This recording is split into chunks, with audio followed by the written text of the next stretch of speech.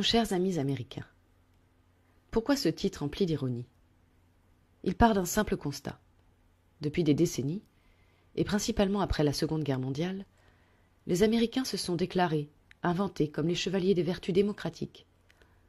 Il semble donc que les représentants de ce peuple, passés de l'état barbare à décadent sans avoir connu de civilisation, soient seuls juges de la valeur des régimes dans le monde, arbitres suprêmes du bien et du mal, jusque dans les pensées intimes relevant de la sphère domestique. Pour comprendre l'origine de ce déterminisme, il fallait remonter à la création non pas des États-Unis, mais bel et bien des premières colonies d'Amérique. Comment ce peuple, qui n'a qu'une histoire de 2 siècles, est-il parvenu à contrôler la politique mondiale de nos jours? En quoi ces idées de liberté et d'égalité peuvent être considérées comme fallacieuses et iniques au vu des différents éléments de l'histoire, sciemment occultés par les élites depuis la création des États-Unis? Pourquoi ce pays est-il devenu le chantre du mondialisme, gouverné par des gens élus par personne, au nom des valeurs démocratiques? Cette modeste étude en appellera d'autres, c'est précisément l'espoir de ceux qui l'ont faite. Épisode 5. De la guerre froide à l'assassinat de John Fitzgerald Kennedy. Les accords de Bretton Woods imposent l'étalon dollar à la place de l'étalon or et les États-Unis s'engagent à maintenir la convertibilité dollar-or dont le taux de change est fixé à 35 $ l'once. Sont mises en place des institutions supranationales, le FMI, la Banque mondiale, la BRI, le GATT, ancêtre de l'OMC, l'ONU et bien d'autres. Le but étant d'associer les États à ces organisations qui sont des émanations d'intérêts privés et de sociétés secrètes. En 1948, la Déclaration des droits de l'homme est en place et l'on se retrouve immédiatement dans une situation de guerre froide. On se retrouve immédiatement, déjà alors qu'on est soi-disant les meilleurs amis du monde, qu'on s'est rencontrés à Yalta, on se retrouve de suite dans la guerre froide, et dans cette guerre froide, qui on met en place à la tête du FMI, comme par hasard un agent soviétique, Harry Dexter White, qui a également participé aux accords de Bretton Woods aux côtés de Keynes. Et qui était avec Keynes pour mettre en place les accords de Bretton Woods. Donc un beau panier de crabes, et qui se retrouve à la tête du FMI. Il sera démis, je crois, 2 ans plus tard. Assez rapidement. Ouais, assez rapidement, bon. Il n'est pas resté longtemps. À la tête de la CIA, on retrouve Alan Dulles, à l'époque. Toute la fine équipe commence à se mettre en place, et en fait, qui seront les serviteurs d'intérêts particuliers et non pas d'intérêts des nations, quoi. Et à ce moment-là, on se retrouve également devant un autre problème, c'est la révolution chinoise, où on voit s'opposer 2 partis qui sont d'une part les nationalistes, entre guillemets, que sont Chiang Kai-shek, qui sont du côté de Chiang Kai-shek, et de l'autre côté, Mao Tse-tung, qui représente le communisme chinois. Le désengagement, l'abandon, je vais dire, de Chiang Kai-shek par les Alliés peut poser également question pourquoi on a abandonné quelqu'un qui d'ailleurs était marié avec une Chinoise qui avait vécu aux États-Unis, qui parlait parfaitement l'américain, qui avait rencontré Roosevelt, qui avait discuté donc directement de la situation chinoise, avec qui on avait fait des promesses à Chiang Kai-shek, et d'un coup, qu'est-ce qu'on se rend compte? En secret, en fait, on favorise Mao Tse-tung en abandonnant Chiang Kai-shek, qui va replier sur l'île de Taïwan. Mais le conflit mondial à peine terminé, la guerre civile reprend, et en dépit de l'aide matérielle américaine, minée par l'inflation et la corruption, le régime de Chiang Kai-shek perd peu à peu le contrôle. En décembre 1949, défait, les nationalistes se réfugient sur Taïwan et Mao peut régner sur une Chine territoriale réunifiée. Et arrive donc immédiatement la fameuse affaire de Corée. Donc la guerre de Corée va être un peu ce qui symbolise pour moi un peu la guerre froide, étant donné que c'est là qu'on va se rendre compte que des collusions existent réellement entre les capitalistes et les communistes. Pour résumer, la guerre de Corée donc, elle commence le 25 juin 1950 et finira le 27 juillet 1953. Donc c'est une partie de la Corée qui se révolte, c'est-à-dire les Coréens du Nord qui vont, soutenus par les Chinois et par l'Union soviétique, essayer de conquérir toute la Corée pour qu'elle devienne uniquement communiste. Donc de là, MacArthur est envoyé par les US pour essayer de répondre à cette attaque. Et en très peu de temps, en fait, MacArthur va balayer cette armée, il va quasiment même faire prisonnier toute l'armée nord-coréenne. Et donc il va essayer de réorganiser la Corée, seulement il va se rendre compte que petit à petit il y a des centaines de milliers de volontaires chinois qui arrivent pour essayer de repartir à l'assaut. Et pendant 4 mois exactement, MacArthur il va essayer de signaler ça à l'establishment américain pour essayer d'avoir des renforts et pour signaler surtout que les volontaires qui arrivent ne sont plus des Coréens, c'était des Chinois.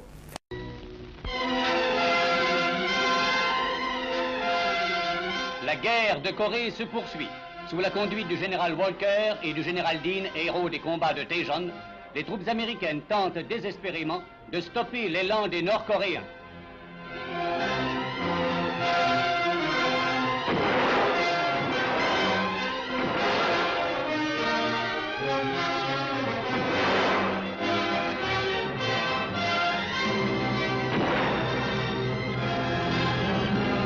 En dépit de leur ténacité, les Américains n'ont pu, dans la plupart des secteurs de combat, venir à bout d'un adversaire qui a jeté dans la lutte ses meilleures troupes, parfaitement aguerries et munies, ainsi que les officiers de contrôle des Nations Unies ont pu le constater, d'un matériel ultramoderne en provenance du RSS.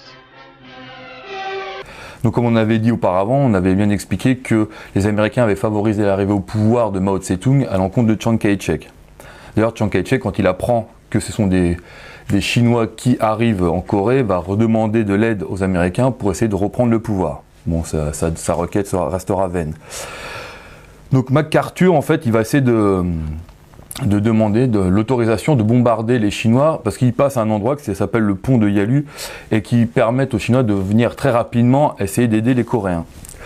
Cette requête restera sans réponse, et on lui demandera même de ne surtout pas aller attaquer, de faire bombarder tous les arrière-postes chinois qui sont derrière le pont de Yalu. Et au bout d'un moment, MacArthur il décide quand même d'écrire au Congrès en expliquant que pourquoi on lui interdit d'aller se battre contre les Chinois et pourquoi on interdit surtout de divulguer le véritable adversaire. Et parce que le Sénat lui avait envoyé au courrier par exemple pour expliquer comment se fait-il qu'il y avait autant de morts américains alors que la guerre était censée être terminée. Donc une fois que le Congrès apprend ces révélations par MacArthur, il y a une espèce de vent de révolte qui va souffler à Washington. On se demande comment se fait-il qu'on est à l'encontre de MacArthur. En fait, ça va se résoudre comment cette histoire? On va renvoyer MacArthur clairement et on va laisser poursuivre la guerre et se finir le 27 juillet 1953. Et c'est à ce moment-là que les Américains vont faire décider un truc, avec les Russes et les Chinois, on va couper la Corée en deux. Au nord, les communistes, et au sud, on va dire les capitalistes, les pro-américains. Alors pendant ce temps-là, il y avait, en 1950, il y avait un sénateur McCarthy qui était au courant de tous ces éléments subversifs qu'il y avait au sein du gouvernement et toutes ces collusions qui existaient entre les communistes et les capitalistes. On avait déjà parlé de l'affaire de Harry Dexter White, qui était un représentant du gouvernement qui était allé à Bretton Woods, notamment avec Keynes, et qui avait été sa conclusion avec le communiste était révélée. Et une fois cela appris, on avait constaté que Harry Dexter White avait été nommé directeur du FMI.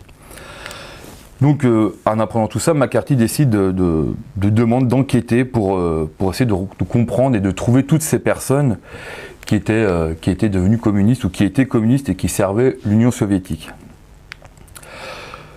Donc, une fois qu'il fait cette demande, en fait, il y a tout un début de scandale qui se met en place, où la presse qui est aux ordres du système et qui va vraiment mettre en place tout un contre-pouvoir face à McCarthy en lui disant qu'il va en fait vous accuser sans preuve, qu'est-ce qui se passe, vous n'êtes pas autorisé à faire ça.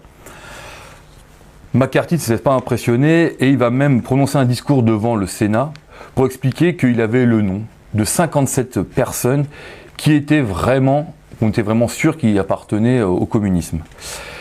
De là, il y avait une commission qui va se mettre en place, la commission Tidings, et qui va être vraiment faite pour essayer d'écarter McCarthy de toutes ces enquêtes et de tout ce remue-ménage qu'il est en train de mettre en place. Alors, durant cette commission, McCarthy, on ne le laissera même pas se défendre, en fait, il aura le droit à la parole à 20 minutes.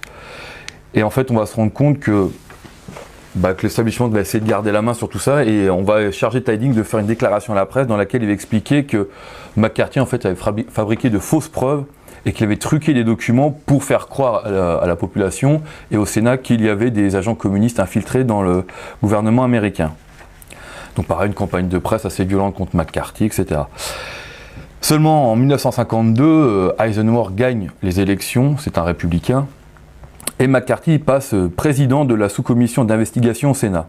Donc à partir de 1953, il relance ses enquêtes, il reprend ses enquêtes, il va interroger plus de 500 personnes au sein du gouvernement et des départements d'État américains. Et une nouvelle fois, il va constater qu'il y avait une infiltration au sein de même du département de sécurité, dans l'armée. Il y avait des personnes qui avaient des avancements alors qu'on avait constaté qu'ils étaient effectivement communistes. Et il y avait dans les cellules d'espionnage, dans les laboratoires des secrets américains, il y avait des communistes avérés qui travaillaient dans ces institutions. Donc pour prendre un exemple, il y a eu l'affaire Zwicker.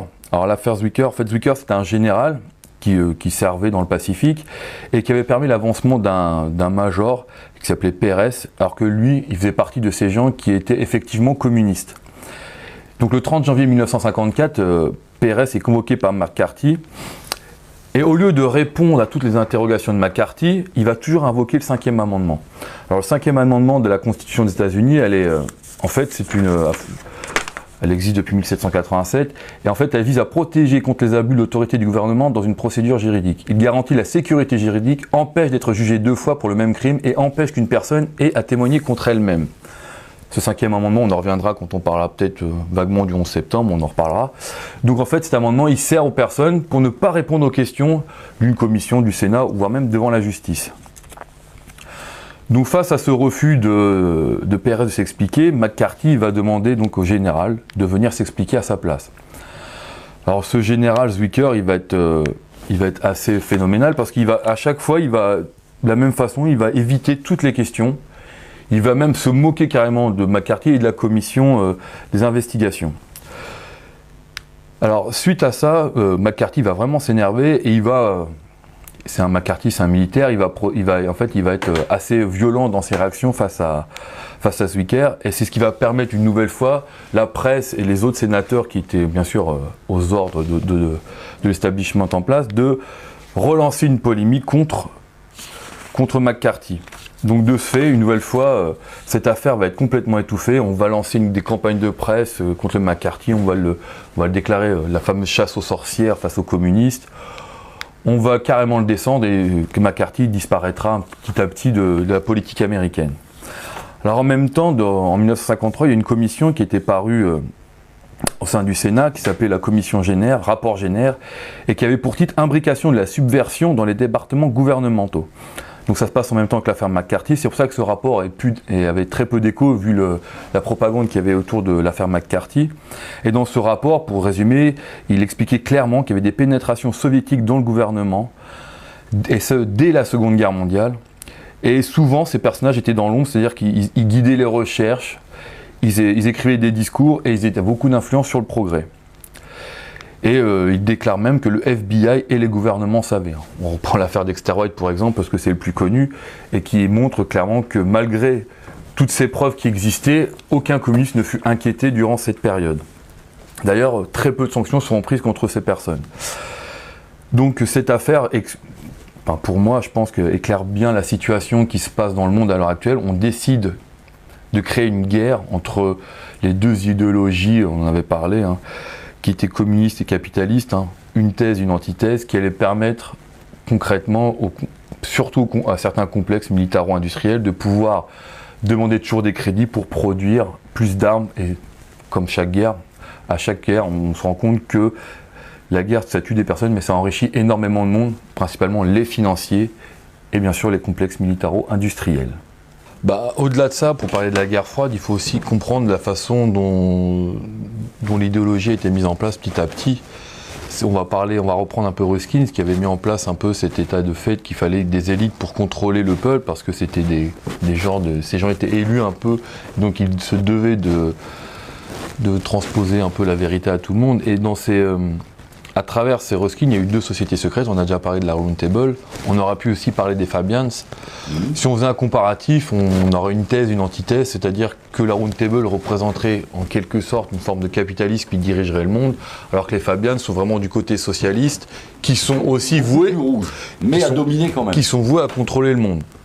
Donc ces deux ces deux thèses qui ont été développées aussi par Hegel, hein, exactement, dans ses différents ouvrages. Et le but de ces deux idéologies, c'est de toute façon de contrôler le monde, peu importe laquelle. Après, on verra que la synthèse sera mise en place. Hein. La synthèse idéale, pour eux, ça serait un capitalisme économique et un communisme politique. C'est-à-dire, en fait, les deux, sont les deux qui gèrent le pouvoir. La thèse et l'antithèse sont faits pour se rejoindre. Exactement. Donc, d'un côté, on aura le camp américain qui sera donc qualifié de capitaliste. Et on aura d'un côté... Capitaliste, libéral, démocratique... Voilà, tout ce qu'on veut. Enfin, voilà. Ouais. Et d'un côté, les Russes... Qui sont autocratiques. Sont des dictatures sanglantes. Ouais, exactement. Donc toute cette propagande. D'ailleurs, qui le seront, sanguinaires, parce que les crimes du communisme, qui a été, bon, rappelons-le, mis en place en Russie par Wall Street, et c'est 200 millions de morts à minima. L'affaire du McCarthy se termine en quelle année? 1953, ça suit. En 53. On arrive dans les années 53, et à partir de là, justement, va commencer à se poser la question d'un complot, le mot complot, qui était accepté à ce moment-là. La CIA, il faut savoir que c'est elle qui a converti le terme théorie du complot en arme contre celui qui l'invoquait. On voit par exemple qu'enfin, en août 2013, la CIA admet son rôle dans le coup d'État en Iran, qui a permis de renverser Mohamed Mossadegh en 1953, sous l'égide d'une opération qui s'appelait Ajax. Dans le cadre de cette opération, bon, il y a eu des actes de terrorisme sous fausse bannière qui ont coûté quand même la vie à 300 civils. Allen Dulles va organiser en mai 1953 l'opération Ajax, le premier d'une longue série de coups d'État entièrement gérés par la CIA. À Téhéran, le premier ministre iranien Mossadegh vient de décider la nationalisation de l'Anglo-Iran Oil Company. Les Britanniques organisent un embargo international à l'encontre de l'Iran, plongeant le pays dans le chaos. Mais les compagnies pétrolières anglo-saxonnes qui quittent le pays jugent cette mesure insuffisante et poussent le premier ministre anglais à demander au président Eisenhower de les aider à se débarrasser de Mossadegh. C'est Allen Dulles qui mettra au point son renversement et le retour au pouvoir du jeune Shah Reza Pahlavi, qui dirigera le pays jusqu'à sa chute 25 ans plus tard. Voilà, c'est-à-dire que on voit d'une part, l'Amérique commencer à pousser ses pions du côté du Moyen-Orient, mais qui va pas tarder à s'engager dans une autre guerre rapidement. Alors, il y a bien entendu, il y a l'affaire justement du golfe du Tonkin. Alors l'affaire du golfe du Tonkin, elle est très simple. Maintenant, c'est reconnu, voilà. On sait que le 4 août 64, le président Lyndon Johnson se rend à la télévision nationale pour annoncer à la nation que les forces nord-vietnamiennes ont lancé des attaques sur des destroyers américains dans le golfe du Tonkin. Les Nord-Vietnamiens auraient soi-disant attaqué des navires américains. Réponse est donnée, déclarait Johnson. Le Congrès donc passe aussitôt la résolution du golfe du Tonkin qui a permis de donner à Johnson une autorité pré-privée pour mener des opérations militaires contre le Nord-Vietnam. Arrivé donc en 69, plus de 500 000 soldats américains se battaient en Asie du Sud-Est. L'affaire donc du golfe du Tonkin est reconnue aujourd'hui comme une fausse attaque. Jamais le Nord-Vietnam n'avait attaqué les navires américains. Le navire attaqué était l'USS Maddox, et les preuves irréfutables d'une seconde attaque étaient une ruse, quoi. Ceux qui veulent vérifier l'affaire du Tonkin verront que en fait, le prétexte utilisé par Johnson pour rentrer en guerre contre le Vietnam est aujourd'hui une affaire basée sur un mensonge. My fellow Americans. In 1964, President Lyndon Johnson falsely claimed that an attack on U.S. gunships by North Vietnamese forces in the Gulf of Tonkin gave him no choice but to escalate the war in Vietnam. Renewed hostile actions against United States ships on the high seas in the Gulf of Tonkin have today required me to to order the military forces of the United States to take action in reply. On n'est pas là pour dire si les Nord-Vietnamiens sont des bons ou les Américains sont des mauvais ou lycée de Versailles, mais c'est encore une guerre qui recommence avec un faux prétexte. C'est une culture. Alors, je suis passé en 64, 61, alors là bon, il faudrait prendre déjà la révolution cubaine. Déjà au départ, donc Fidel Castro, Cuba, c'est je veux dire, une base arrière de toutes les opérations mafieuses, de trafic, de jeux, de drogue, etc. pour les Américains. Donc Batista, à l'époque, le dictateur, il était facilement corruptible. Oui, il était à vendre pas trop cher. Donc, les Américains, parce qu'au départ, Fidel Castro n'est pas pro-communiste du tout au départ. Quand il commence sa révolution, Che Guevara l'était, etc. Bon, par contre,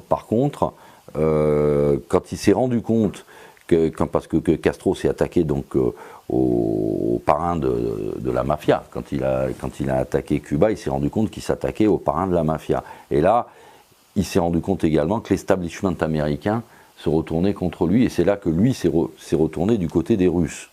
Mais au départ, il part pas du tout, il est plutôt nationaliste, Castro, c'est un nationaliste, c'est pas un communiste. Et c'est là qu'il est passé, il a compris qu'il n'avait pas le choix, il fallait qu'il choisisse un camp, comme d'habitude. C'est toujours cette médaille à deux revers. Et donc, ce coup d'État, on va dire, on va pas revenir sur donc cette révolution cubaine. Castro arrive à s'installer et forcément, il s'allie, oui, avec les Russes, quoi. Ça, c'est sûr. À ce moment-là, les Américains, c'est insupportable, c'est un affront pour eux. Donc, ils vont décider, ils vont mettre en place un plan, ça s'appelle l'opération Northwood. Alors, ils mettent un plan absolument extraordinaire en place. Ils décident qu'il faut obtenir l'assentiment du Congrès. Et donc, ils vont mettre en place tous les actes de terrorisme possibles, c'est-à-dire, ils vont penser les actes terroristes qui pourraient enlever l'assentiment du Sénat.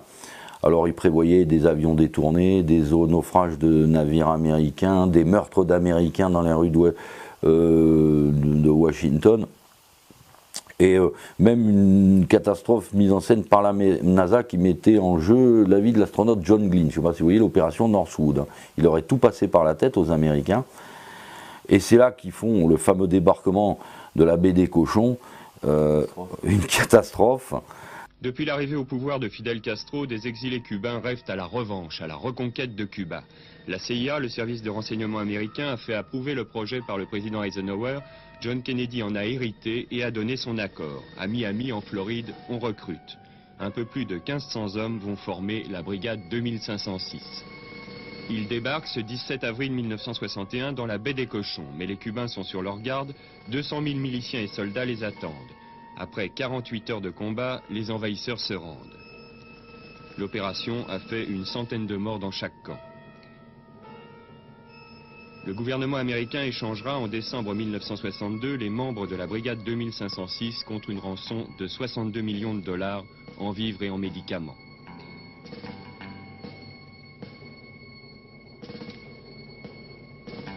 C'est l'opération la plus désastreuse de la CIA. Le régime de Fidel Castro sort renforcé de l'épreuve, mais le prestige de Kennedy, qui est président depuis quelques mois, est gravement atteint.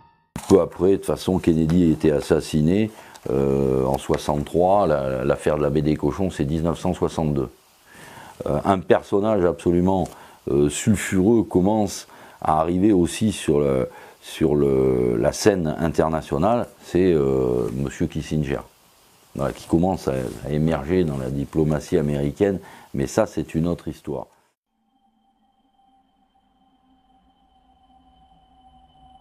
Ladies and gentlemen, the President of the United States. Good evening, my fellow Americans. We now stand 10 years past the midpoint of a century that has witnessed 4 major wars among great nations.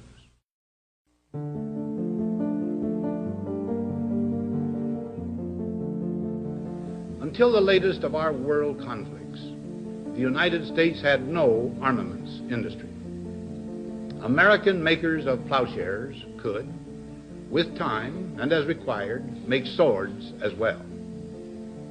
But we can no longer risk emergency improvisation of national defense. We have been compelled to create a permanent armaments industry of vast proportions. Added to this, 3.5 million men and women are directly engaged in the defense establishment. Now, this conjunction of an immense military establishment and a large arms industry is new in the American experience. The total influence, economic, political, even spiritual, is felt in every city, every state house, every office of the federal government. We recognize the imperative need for this development, yet we must not fail to comprehend its grave implications. Our toil, resources, and livelihood are all involved. So is the very structure of our society. In the councils of government, we must guard against the acquisition of unwarranted influence, whether sought or unsought, by the military-industrial complex. The potential for the disastrous rise of misplaced power exists and will persist. We must never let the weight of this combination endanger our liberties or democratic processes. We should take nothing for granted. Only an alert and knowledgeable citizenry can compel the proper meshing of the huge industrial and military machinery of defense with our peaceful methods and goals, so that security and liberty may prosper together. La commission présidentielle sur l'assassinat du président Kennedy, connue sous le nom de commission Warren, est une commission présidentielle américaine créée par un décret du président Lyndon Johnson le 29 novembre 1963 pour enquêter sur les circonstances de l'assassinat du président Kennedy. Toute personne contestant son rapport final sera taxée de complotiste, comme le voulait l'agence de renseignement américaine, la CIA. C'est dans le document 1035-960 de la CIA, déclassifié en 1976, que l'on trouve les preuves de ce plan permettant de discréditer tous ceux osant remettre en question les vérités officielles.